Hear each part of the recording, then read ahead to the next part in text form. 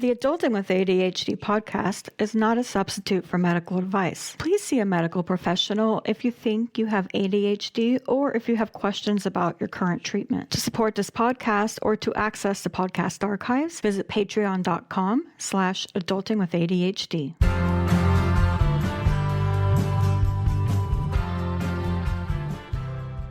This is the Adulting with ADHD podcast, self-empowerment for people with ADHD. I am very excited to have with me health and wellness coach, Dr. Leslie Kasanoff. Hi, Leslie. How are you today? Hi, I'm doing great. Thank you.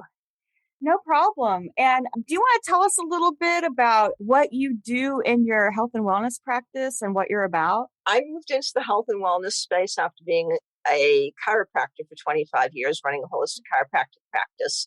And for 10 years before that, I was a medical lab scientist. So this kind of gives me the opportunity to combine the science geek and the holistic geek together. Absolutely. And so I work mainly with women that, a lot of it tends to be hormonally related, but it's a lot broader scope than what most people think of as hormonally related, because it's far beyond just the menopause, peri-menopause thing. Because when you really look at it, hormones control our every function, but we don't often see it that way. They are, we'll get into this more, but they are the neurotransmitters.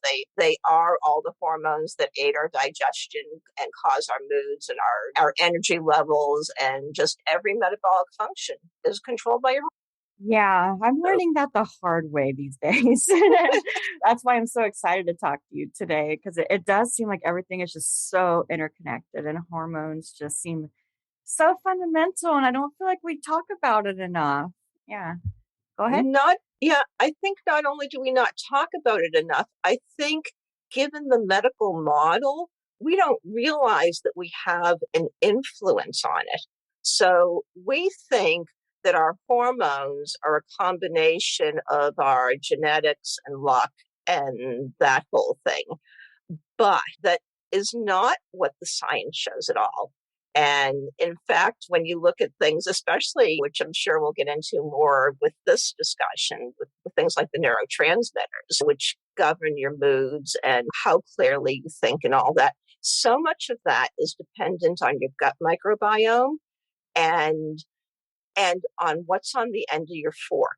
And those two things are very much intertwined. Yeah, I've been hearing more and more about the gut biome, and I will jump into the questions. I'm interested to hear more about that because I really don't know much about it. But yeah, so let's just jump in. So what are the most common brain health issues women run into? This podcast is about hormones, and we talk a lot about perimenopause, menopause, postmenopause, and how that affects our brain function. So in your line of work, what are some common issues you run into? It starts with the whole, what people might traditionally call brain fog. But one of the ways that I often introduce myself is a lot of the work I do is helping people with that part of the brain function that's like, why the heck did I walk into this room? Can you relate to that? Yes, so much. Yeah. Why did I put the remote in the refrigerator? Now that bad, I never got. That bad. I've gotten that bad. Postpartum, I've gotten that bad. Postpartum, I can see that. Yeah. I actually have my own stories surrounding this because I am actually officially undiagnosed, but I am an ADHD adult, or I like to say ADD adult, because there's not very much of the hyperactivity component attached to it. So I am an ADD adult. And I think both of my siblings are as well. We're older, so those kind of things were not diagnosed back then. And when I started moving into the perimenopause years, it got even worse. And oh God. Yeah. And what I discovered eventually was that it really is very much dependent on your gut microbiome and what's on the end of your fork. And we make it so much worse by eating animal foods every day of our lives.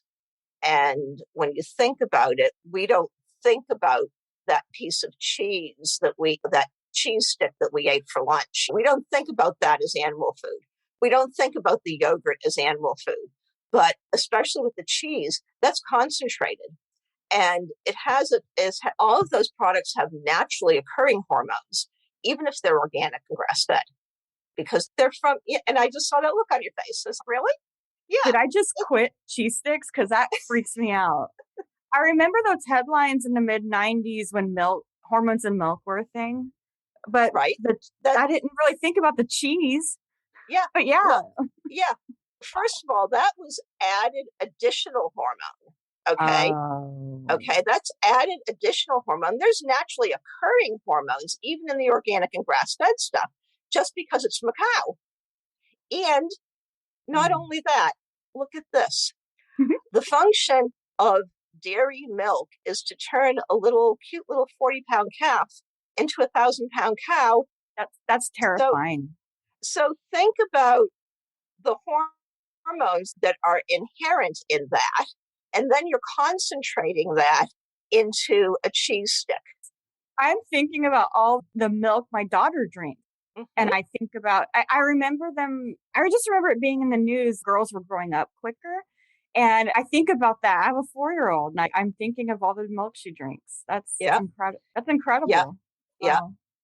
So, so at this stage, she certainly doesn't need that extra added estrogen. No, she does not. She is like a woman child sometimes. I'm like, you're 4. And now that I think about, well, she's drinking hormones, maybe that's not helping. Exactly. Yeah. It's pretty amazing. We've got girls. I have a friend whose daughter started her period at 8. Wow. Yeah. And it's happening more and more. And that's the thing. If you look at the content, the hormone content in food, the things that are the worst are dairy and chicken. Wow. And chicken really surprises people because they think of a chicken isn't a mammal. So we don't even think about estrogen in a chicken. But when you look at, that chicken is bred to produce an egg every single day of its life. A ton of estrogen. I've never thought about that before. Like, this is crazy. This is exactly what we're talking. It's kind of like the wallpaper. It's there. Yeah, we don't even notice it any longer. Yeah. But it's so much a part of the background. That's an excellent way of putting it. That takes me right into the next question is, how can diet and lifestyle improve these? How can that help me not put my remote in the fridge? That's oversimplifying it, but how can we help enhance our lives through diet? Yeah, I think the one key is getting as much of the dairy and the chicken out of your life as you can. Now, that doesn't mean you need to be vegan, but I would love to see everybody give up dairy. And I say that as an ice cream and cheese lover. I was an ice cream addict for the first 45 years of my life. Oh, yeah. I was that person that if there was a half a gallon of ice cream in the freezer, which there frequently was, it called to me every single evening, and I had to have a bowl of it before I went to bed. And it's so comforting and it feels so good. And, oh my God. Like, I'm the person who can't even buy it and bring it in the house. Like, I can't because I know if there's a pint, I will not stop. Know that. Yeah. Crazy. I do occasionally buy some non-dairy ice cream. I keep it to a minimum. And one good thing about that stuff, it only comes in pints. So you can't down a gallon of ice cream. The worst case scenario, you'll down a pint. Yeah. Oh. So even though it is a little, most of the stuff that's non-dairy is still heavily fat laden, especially if it's made with coconut, which I try and keep more towards the almond or the oat or that kind of stuff. So it's not as heavily fat. And, and you can do sorbets and stuff like that, but they don't have they're not just creepy. Yeah. They don't have, it's just the truth of the matter. Water-based, right? Yeah. So that stuff is available, but it does only come in pints. So there you go. Something that's brought me comfort is just knowing that there is affordable private online therapy available anytime and anywhere through BetterHelp. And I just found it to be way more convenient and way more in line with how I prefer to communicate. There's ways to communicate through email, through chat, through phone, whatever is easier for you. And listeners of the Adulting with ADHD podcast can save 10% off their first month today if they sign up. To take advantage of this deal, go to betterhelp.com/ADHD adulting. That is betterhelp, HELP.com/ADHD adulting. And I was reading your bio earlier, and I love how you have a diet and lifestyle approach that is for the common woman, and it's not about eating kale all day, and it's not about putting in hours at the gym. Do you want to elaborate a little bit on and what you're telling your clients? I think the thing of it is that in our society, we often get the impression that it's all or nothing. Yeah. And so my thing is, how can you weave that exercise and those healthy food choices into your life on a daily basis? And using myself perhaps as an example, and sometimes I'm a better example than others, as we all are. I have, first of all, I encourage people to find something physically that they love to do, that they can do on a regular basis. And so for me, that something is bicycling. And what I've done is I happen to live in an area where I can exercise pretty much all year round. I'm fortunate in that way. And I have carved out, basically, it's about an 8.5 mile loop that takes me 40 minutes in the day. So I can certainly do that. And I could do that every morning if I really wanted to. I often don't, because where I live, it's often soupy foggy early in the morning. Where are you? I'm on the central coast of California. Okay. Yeah. So I probably get out 3 to 5 mornings a week, depending on my schedule and how soupy foggy it is and that kind of thing. But a lot of times, if I don't get out in the morning, I will put the bike on the trainer later in the day and get out on the deck. Nice. So it's just a matter of having that, of weaving that into your day on a daily basis. And the thing of it is that when you do it enough, what you find is that the energy that it gives you, if you've worked it into the daily basis kind of thing, the energy that it gives you is something that you don't want to give up. Like, even when I don't get physically outside to do it, which is where my real passion is, I will still a lot of days do it, like I said, on the trainer. Yeah, absolutely. To give you energy. I like to walk outside, and I'm here in Texas. If I don't do it at 9 in the morning, it's not going to happen because it gets really hot. But I recently just bought, do you remember those stair stepping classes like from the 90s? Yeah. I just bought a step so that I can step in front of Netflix. So I'm hoping that'll help keep me cool in the air conditioning. Because I love being outside, and I've read so many things about how being out in the green stuff can help us, being out in nature and how it's good for us. And I need to move somewhere where I can do that all year. Yeah. I think you're really only 2 or 3 months like that, right? Well, with Texas, it's kind of a toss up. We don't have 4 real seasons. It's like pretty much, it's this hot, summery mix with a week of spring, maybe 2 weeks of spring. And then, but you're right. It's about to cool off for a good amount of time. So I think, it'll be nice. It'll be really nice. I always go off on tangents. I think I was talking with a stair stepper, and that's how, let's, to tie this all together, if you had to pick just one thing we could do today to improve our hormones through lifestyle, what would you recommend? Well, it would definitely be paying more attention to your diet. And we already talked about the dairy and the chicken thing enough.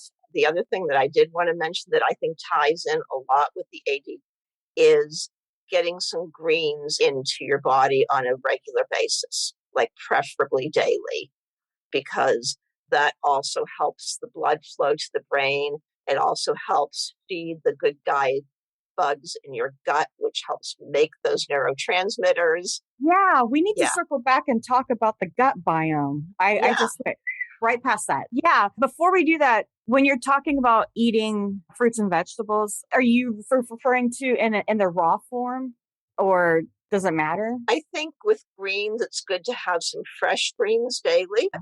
Fresh greens, cooked greens in smoothies, however you want to eat them. I say the big thing is just get them into your body. Okay, because I see a Yeah. lot of products that are like dried up and Yeah. like in little packets or I tend to promote real food yeah, because depending on the drying process, you can destroy a lot of the nutrients. yeah. So I tend to promote real food. That having been said, something that's in a dried form is better than nothing. Yes, it's better So than Cheetos. Yeah, yeah, for it's sure. better than Yeah, Cheetos. Throwing the fresh stuff into a smoothie is pretty quick and easy. absolutely. Yeah. So tell us about the gut biome and how the gut links to hormone health. Here's the thing. What we're now finding is that most of our neurotransmitters aren't really made by our brain. They're made by our second brain, which is your gut, okay? By the good guy bacteria in your gut. They make those hormones and then your body absorbs them. Now, we didn't know a lot of that previously, even 10 years ago. We're finding out more and more about that. And it's estimated literally like 80% of our neurotransmitters are made by our gut microbiome. So now look at this, because if you're eating, again, back to the animal food thing, if you're eating animal food on a daily basis, you're feeding the wrong bugs. You're not feeding the bugs that produce all the neurotransmitters. Okay. You're feeding more of the bugs that are causing inflammation. So if you eat more greens and you eat more complex cargos and you eat, I'm going to say what is to some people a nasty word, starch, your gut microbiome, the good guy bugs love that stuff. Now, when I say starch, just to clarify, I'm not talking white rice, white flour. I'm talking squash, potatoes, quinoa, brown rice, red rice, black rice, barley, millet. There's beans. There's a ton of stuff out there that is not white rice or white flour. And that's the stuff that I'm talking about, the stuff that isn't processed. Yeah, there just seems to be so much more stuff out there nowadays. It Yeah. seems like they make it real easy for you. Yeah, that's great. One of the things that I like to tell people is go into, when you look at what should you be buying and what shouldn't you be buying, I like to tell people go into the store and kind of shop with the idea in mind that you are a native from some outback country somewhere that has never been to a grocery store, doesn't know what's in the packages, okay? And shop with that in mind and see what you come out with. What you're going to come out with is you're going to come out with your fruits, your veggies, your beans, your grains, and maybe a little bit of meat. Yeah, Yeah. I like that. I like that. Yeah. So, where can our listeners connect with you if they want to learn more tidbits like this? Couple of easy ways. My website is drlesliek.com. It's just DRLESLIEK. So that's one way. Another thing that they can do is they can text the word wellness to the number 41259. And if they do that, they will actually get 30-day. If they do that and then follow the prompts, they will actually get 30 days free of my little inspirational text program that I have that goes out about 3 times a week. Yeah. So that's another way because when they do that, they will also get in contact with me personally. So those are Excellent. probably the 2 easiest things to do. Oh, that sounds great. Thank you so much for being on the show today. And it was wonderful to meet you. Great. Thank you. Same here.